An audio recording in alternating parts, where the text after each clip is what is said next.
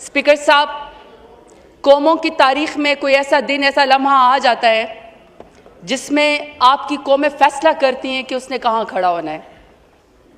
मैं समझती हूँ कि कल रात जो बुज़दिल भारत ने रात के अंधेरे में हमारे मुल्क के पाकिस्तान के ऊपर हमला किया, वो पीपल्स पार्टी के ऊपर हमला नहीं था, वो PMLN के ऊपर हमला नहीं था, वो जमात इस्लामी या MKM के ऊपर हमला नहीं था, वो PTI के ऊपर या किसी भी सियासी जमात के ऊपर हमला नहीं था। वो हमला था, वो मेरे मुल्क पाकिस्तान के ऊपर हमला था।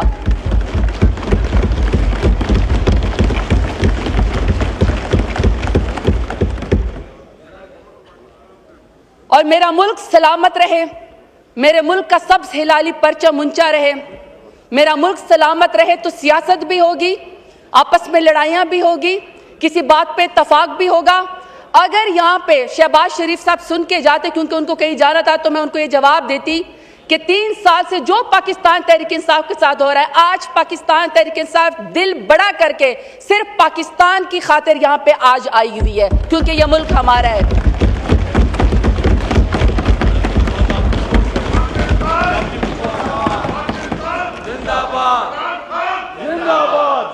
आज हमारा कोई जाती एजेंडा नहीं है, आज हमारी कोई अना नहीं है, आज हम आपसे कोई सवाल नहीं करेंगे, आज हम सिर्फ और सिर्फ पाकिस्तान की बात करेंगे।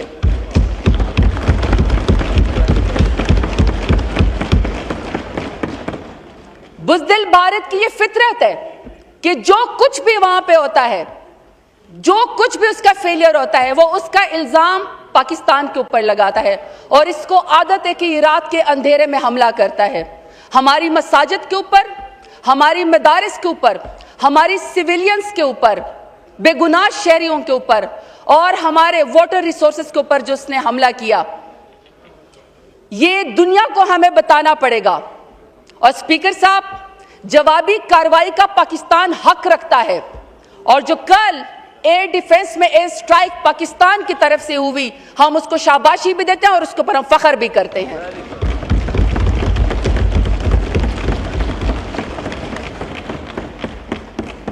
स्पीकर साहब, पाकिस्तान खुद दहशतगर्दी का शिकार है। पाकिस्तान में कोई ऐसी जगह महफूज नहीं है जिसमें पाकिस्तान में दहशतगर्दी ना हुई हो। हमारे लोग मसाजिद में महफूज नहीं, हमारे लोग इमाम बारगाहों में महफूज नहीं, हमारे लोग स्कूलों में महफूज नहीं, बाजारों में महफूज नहीं। कौन सा ऐसा लम्हा है? 80,000 से ज्यादा हमारे लोग वॉर और टेरर के अंदर पाकिस्तान के लोग जो है वो शहीद हुए, हमने कुर्बानियां दी। उसके बाद जब भी इंडिया एडवेंचर करता है, जब भी मोदी की वो RSS की हिंदुत्व जो उसके जहन के ऊपर सवार होती है, वो हर वाक़े का जिम्मेदार पाकिस्तान को ठहरा देता है। तो स्पीकर साहब, ऐसे मौका के ऊपर जब पुलगाम का वाकया पाकिस्तान ने नहीं किया और अंधाधुन इंडिया ने उसका इल्जाम पाकिस्तान के ऊपर लगा दिया और उसके बाद रात को कल उन्होंने बुज़दिलाना हमला भी पाकिस्तान के ऊपर कर दिया और इंडस वाटर ट्रीटी को भी उन्होंने ख़त्म कर दिया। ऐसे में स्पीकर साहब, अगर यहाँ पे शहबाज शरीफ साहब होते तो मैं उनको ये ज़रूर मशवरा देती। कहते हैं ऐवान में नाम नहीं लेना चाहिए, लेकिन बिलावल भुट्टो जरदारी साहब यहाँ पे बैठे हुए हैं और यहाँ पे अगर मौलाना फजल रहमान साहब भी बैठे होते तो मैं उन सबको एक मशवरा देती कि अगर राहुल गांधी, जो कि राइवलरी है उसकी मोदी सर से, अगर मोदी उसके पास चल के जा सकता है पुलगाम वाक़े पे जो कि झूठा है पाकिस्तान के खिलाफ बयान स्ट्रेंथन करने के लिए, तो मेरे ख्याल में कि शहबाज शरीफ को, नवाज शरीफ को, जरदारी साहब को, सबको इमरान खान को अपने साथ बात करनी चाहिए, इमरान खान को बुलाना चाहिए, इमरान खान के पास जाना चाहिए, क्योंकि यही कौमी यकजहती का मौका है। और मैं उसकी रीजन आपको बताती हूँ। एक एक्स प्राइम मिनिस्टर और पाकिस्तान का सबसे बड़ा स्टेक होल्डर और वोट उसने लिया है, तो मेरा ख्याल में जब हमने अपनी अनाज छोड़ी है,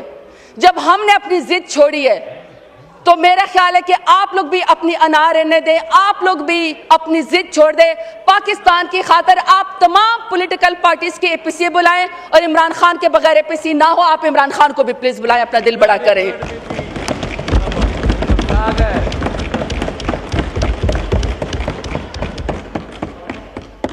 दूसरा, स्पीकर साहब, मेरे यहाँ पे 23 अप्रैल 2024 की मेरी तकरीर मौजूद है और मैंने उस वक्त बात की थी, मैंने यहाँ पे कॉलिंग अटेंशन लेकर आई थी और मैंने पाकिस्तान के पानी के ऊपर जो इंडिया कब्जा कर रहा था मैंने उसके ऊपर बात की थी। उस वक्त मेरी बात को लॉ मिनिस्टर साहब ने डिनाई किया था,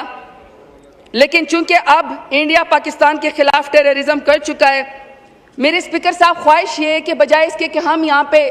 बहुत सारी जज्बाती तकरीरें करें, उससे बेहतर है कि कोई लाएअमल दे। और मेरी ख्वाहिश ये भी थी कि वज़ीर आज़म साहब यहाँ पे क्लियर एंड कट मैसेज देते, हमें बताते कि आगे का अगला हमारा लाएअमल क्या है। मैं समझती हूँ कि पहला पॉइंट हमारा इस वक्त ये होना चाहिए कि हमें अपने डिप्लोमेटिक जितने भी फोरम हैं, इस वक्त मेरे ख्याल में यहाँ पे फॉरेन मिनिस्टर साहब और डिप्टी प्राइम मिनिस्टर साहब बैठे हुए हैं, हमें वर्ल्ड बैंक को इन्वॉल्व करना चाहिए, क्योंकि इंडस वाटर ट्रीटी का जो है वो जो उस वक्त ये पास हुआ था उसकी जो गारंटी थी वो वर्ल्ड बैंक ने दी है। हमें वर्ल्ड बैंक से जाके बात करनी चाहिए कि आपने ये इंश्योरिटी कराई थी या आपने ये गारंटी दी थी, पाकिस्तान ने अपने हिस्से का पास रखा लेकिन इंडिया ने उसको तोड़ा, तो हमें जो है इसको उसको वो करना चाहिए, अपने साथ इन्वॉल्व। दूसरा, हमें यूएन को ICJ में जाना चाहिए और हमें स्पीकर साहब इंडियन इमिग्रेशन पे बात करनी चाहिए। इस वक्त मेरा ख्याल है कि जितना भी हमारा फॉरेन ऑफिस है, उनके डेलीगेट्स और जितने भी पाकिस्तान में किसी भी तमाम मुल्कों के जो डिप्लोमेट्स इस वक्त पाकिस्तान में काम कर रहे हैं, उन सब के पास हमारे फॉरेन मिनिस्टर से डेलीगेशन जाएं, वहां जाके बात करें और मुद्दे की करतूत और भारत की करतूत बताएं। अकबर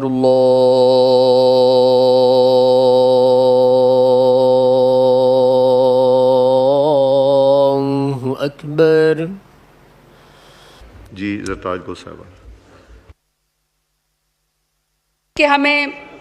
इंडस ट्रीटी सेल जो है हमें परमानेंटली एक इंस्टीट्यूशनल बॉडी क्रिएट करनी चाहिए।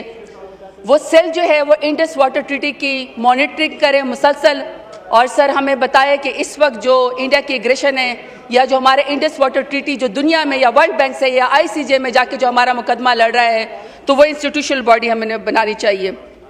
सर मेरा अगला पॉइंट ये है कि हमारे दौरे हुकूमत में नेशनल वाटर पॉलिसी आई थी, हमें उसकी इम्प्लीमेंटेशन को इंश्योर करना चाहिए सूबों के साथ,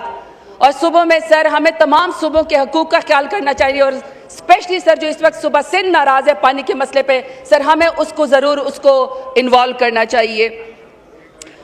फिर सर मेरी गुजारिश है कि सर काइंडली अपने वज़रा से कहें, जो हुकूमत के हैं, कि थोड़ा सा सर सीरियस किस्म के स्टेटमेंट दे, प्रेस कॉन्फ्रेंस करें, क्योंकि हालात इस वक्त ऐसे हैं, पाकिस्तान बहुत मुश्किल दौर से गुजर रहा है। ये ना हो कि सर वज़रा की जो स्टेटमेंट है इस वक्त हुकूमत की, वो इंडियन जो है वो UN के अंदर या कहीं पर हमारे खिलाफ ही इस्तेमाल कर ले, तो सर हमें कोई गैर जिम्मेदाराना इस किस्म के जो है सर हमें वो नहीं करने चाहिए। दूसरा सर,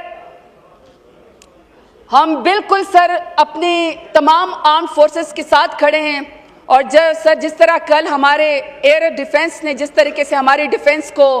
सर अश्योर कराया, हमें उसके ऊपर फ़ख्र है कि लेकिन सर ये पहला दिन है सर, ये जो जंग होती है ये बड़ी इसके सर बहुत इफेक्ट होते हैं और ये प्रोलॉन्ग हो सकती है। अब सर ये ऐवान ने फैसला करना है, यहाँ तमाम सर पॉलिटिकल पार्टीज़ को बुलाएं, सर उनसे पूछे कि हमने